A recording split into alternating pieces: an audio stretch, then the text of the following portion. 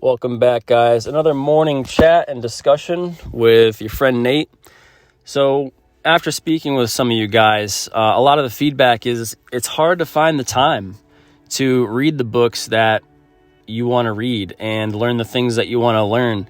You know, you guys work a lot, you have family stuff going on, and it always feels like a battle between trying to learn a new skill and then also fulfilling your roles and obligations. You know, as a husband or a wife, you have kids and your job as well. There's just not a lot of time left at the end of the day.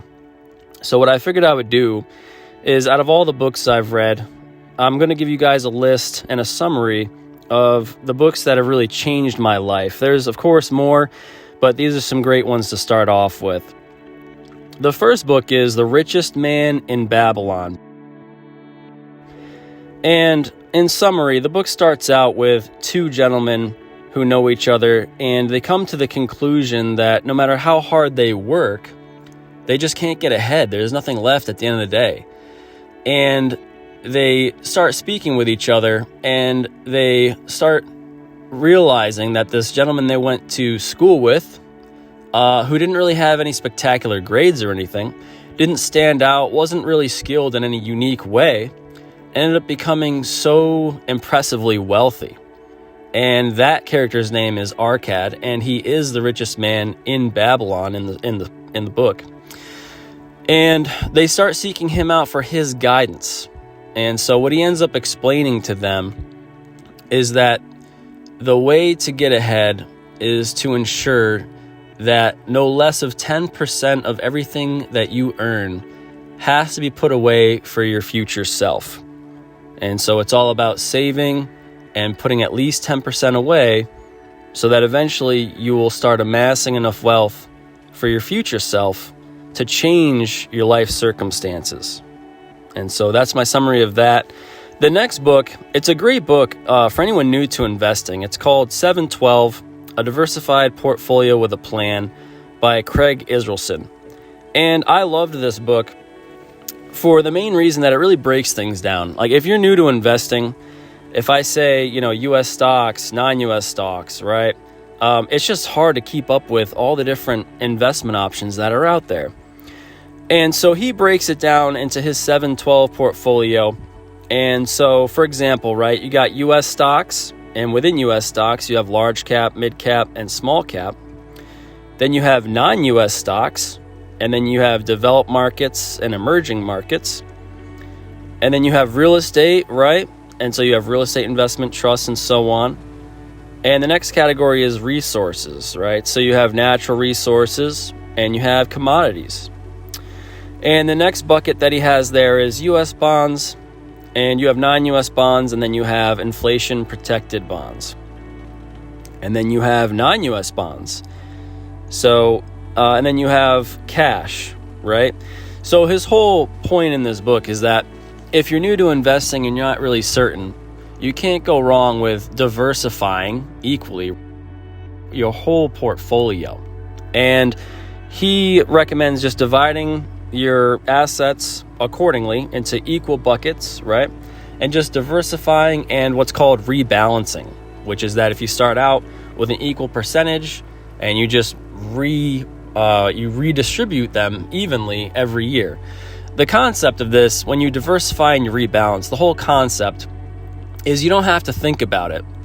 And so naturally, you're going to buy things when they're lower and you're going to sell things when they're higher, right? As overall investment groups there. And so I thought it was a great book for that. And to summarize that down even further, you're basically left with stocks, bonds, real estate, resources, and cash. And there's just different kind of stocks, different kinds of bonds, real estate, right? Commercial, residential, and so on. You got different resources, natural resources and the commodities like we talked about, and then cash. And the reason why portfolio managers keep cash on the side is just to simply take advantage of opportunities that are out there.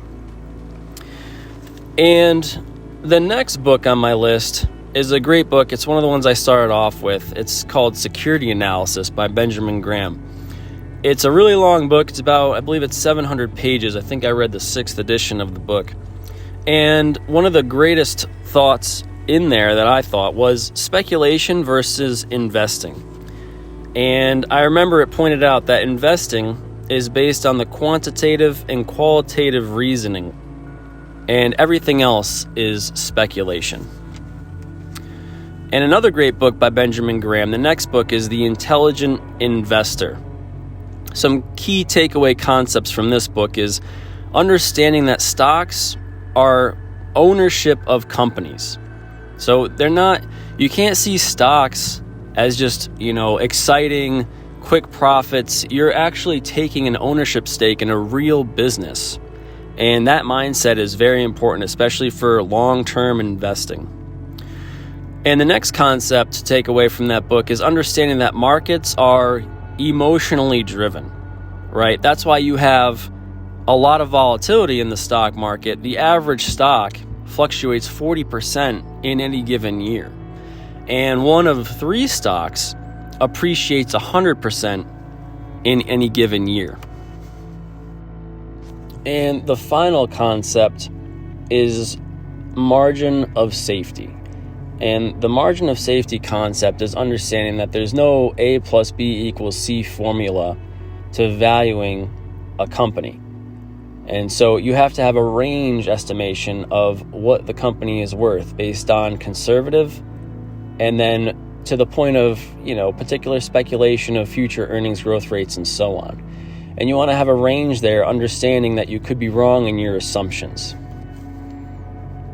And the next book is called Value Investing by Bruce Greenwald. And this is a great book. I really enjoyed this one. And one of the main takeaways from that book was to look at all investments through the same lens. So whether they're bonds, stocks, real estate, have the same approach to looking at all investments. And don't just purchase a certain investment because it's relatively better in its respective category. And there are 3 ways to value any investment. And so you could value the assets, you could value the current earnings, and you could take those current earnings and add a growth rate. And so what you're going to see is what I'd ask you guys to do really quick is just on a piece of paper, write those 3 down. So write assets, and a little further to the right, write down current earnings, and a little further right, write down current earnings plus growth rate. And on a little note to the left-hand side, I'll give you guys a few seconds to catch up with me here. Assets, current earnings, and current earnings plus growth rate. And on the left side of that spectrum, I want you to write little notes on the side. So on the left-hand side, you're going to write investing, lower risk, more certainty, and higher average returns. And then on the right-hand side of all of that, right? So this was all by assets. Now, on the right side where it says current earnings plus growth rate, on the right-hand side of that, I want you to write in speculation, higher risk, less certainty, and lower returns. And then I want you to draw an arrow from the left side to the right side.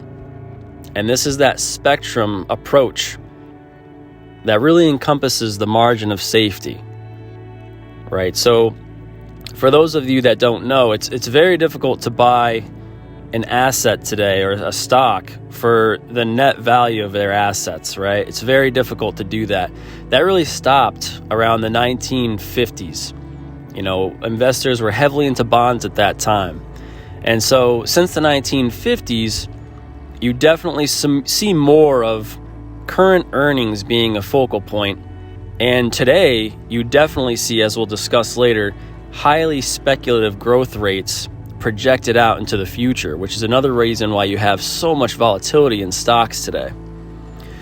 And so where I think it's safe to kind of hang out these days, since it's unrealistic to really purchase a company at a percentage of its assets, and it's really unsafe and unwise and speculative to discount out a growth rate or project out a growth rate into the future, I really think current earnings is the focus these days. If you can find current earnings that present to you a fair, reasonable return, I think that's where we need to stay at these days. And so anyway, on to the next book. I'm going to give you a series of books that are great books by Phil Town. I put all these books in a category because if you do wish to go beyond diversification and rebalancing, and if you choose to go on indexing, for example, and beyond that, you would have to become an individual appraiser of public stocks. And so the books that you would need for that education would be Rule 1 by Phil Town, Payback Time by Phil Town, Invested by Phil Town, and a great book called Interpreting Financial Statements by Mary Buffett. And these are going to introduce you guys to how to appraise public companies on your own, right? It's going to teach you about, the importance of return on invested capital, return on equity, sales growth, cash flow growth, and earnings growth, and how to determine whether a company has a durable competitive advantage, right? Because the main thing you're really trying to find out when you do individual stock picking is, will this company be around in 10 years? And is it going to make more money 10 years from now than it does right now? And so I'm going to leave you guys with that. I'm sure you guys will have some follow-up questions. My next video, I'm actually going to walk you through how I actually appraise individual companies virtually step by step. So just stay tuned for that. Again, like always, appreciate you guys tuning in with me and learning some life-altering educational stuff today. Thank you.